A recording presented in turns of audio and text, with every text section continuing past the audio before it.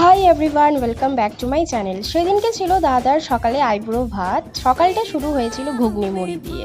আর এই দুষ্টু ভাইকে তো তোমরা দেখেইছো, ও কিন্তু বালতি নিয়ে পরিবেশন করছিল সবাইকে, এদিক ওদিক ছোটাছুটি। আর কি চাই। গায়ে হলুদের সব কিছু হওয়ার পর আমাদের শুরু হয়ে যায় নাচানাচি।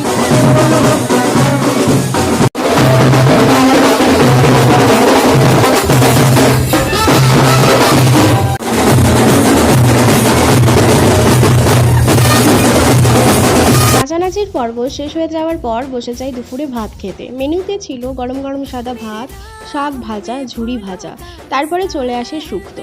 অনুষ্ঠান বাড়ির শুক্তোর স্বাদ কিন্তু আলাদাই লাগে, কি তাই তো? তারপরে চলে আসে মুগের ডাল, যেটা লেবু দিয়ে আর ঝুরি ভাজা দিয়ে খেতে মারাত্মক লাগে। তারপরে চলে আসে পটল আলুর তরকারি, সাথে ছিল মাছের ঝোল। মাছের ঝোল দিয়ে ভাত খাওয়ার পর চলে আসে চাটনি, পাঁপড় ভাজা, রসগোল্লা আর সবশেষে আম।